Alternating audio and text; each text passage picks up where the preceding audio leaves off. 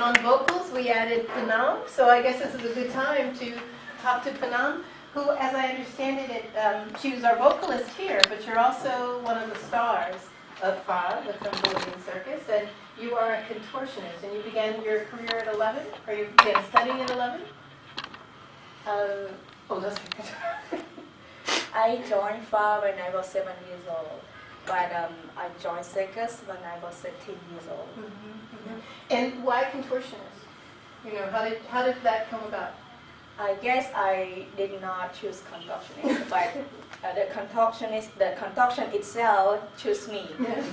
Yeah. So when I first started to go to Phare, my story is really similar to other artists in Phare. We all from a very difficult background. We share the same story. So I first joined Phare because I want to eat cake and lunch, because the school provides me free cake and lunch. That's why I go to school every day. Then I just go and play with another kid and study in a regular school. Then when I turned to age 13, the teacher came and asked me if I would like to choose a skill for my life. Then I tried painting, I tried music, I tried everything, but I don't love it. So at last I joined circus, and I tried all different kind in a circus school. At the end, my body is able and good at contortion, so that's why I became a contortionist until now. I see. Talk to us a little bit about circus arts, because you know it looks so effortless, and it looks like, and every time you go to a circus, you're saying, I'd love to do that, I can do that, you know, or what fun it would be. But is circus life always fun? No. This is very dangerous skill, and it really hard work that you need to work a lot, and you need to trust your partner and trust yourself, and you need to keep your body strong. This is but this skill, or we can say it like a sport, but it's made me more healthy and give me a job and change my life. So it's really a big part of my life.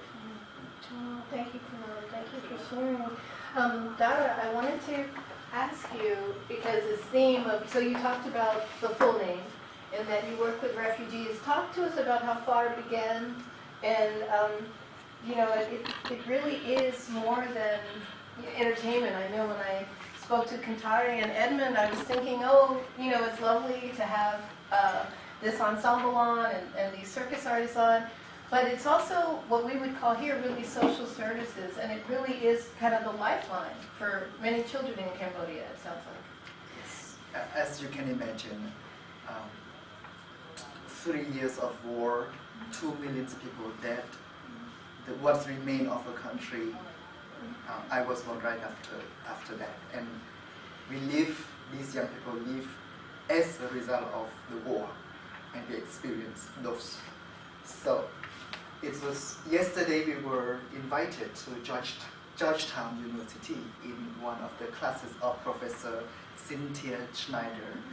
On the classes she taught was diplomacy and culture. And there was one amazing person from Sudan who presented his work of theater in conflict zone, that he goes to refugee camps, people from different tribes, and he just made people laugh for a while, and getting people to be together, and even the soldiers are together with the troop. So when it's time for us to come and talk, and we asked Ali to imagine that these refugees go back home, what is left for them? And imagine 20 years after that, and that's where we are today, Cambodia. 20 years ago, people in refugee camps must return back home. They lost every single thing that they had. They cannot reclaim the land they owned. They cannot reclaim the house they had. They were lost in their own country. There were lots of social problems among the communities, especially the youth, especially the refugees, the ex-refugees. They were living on the land that they don't own. They just asked permission from other people to live on that land. And that was 20 years ago. So these young people received art training, art therapy in refugee camps. like what Mr. Ali did. He went to perform and he did workshop with the young student there, young children there. And these young children got inspiration.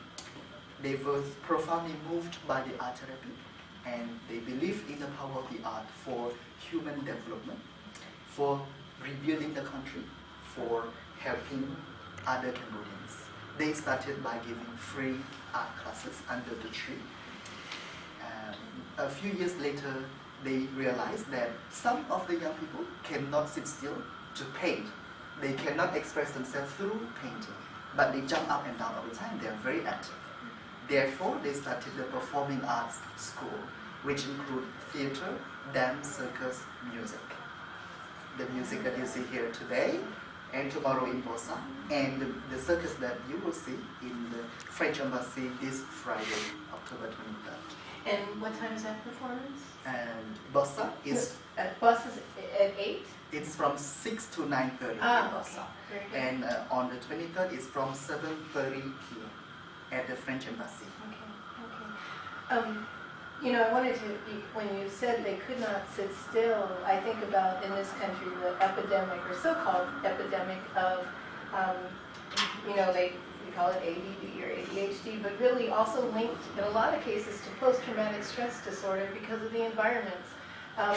How I assume that particularly movement arts, as well as music, are a way to combat that. Did they make that link intentionally, or you know, was it kind of an organic thing? They saw that children responded, children who've gone through these conditions responded well to particular forms of art. I don't... Kunde was the co-founder of the school. There were 9 co-founders, 9 young Cambodians, with their teacher, who is a French social worker, who had the idea of performing arts because he sees the children running around, jumping all the time, and cannot sit still to express themselves through painting. Now, Dave was young and spent his childhood in refugee camp. He lost part of his childhood, or whole of his childhood, in camps, in war.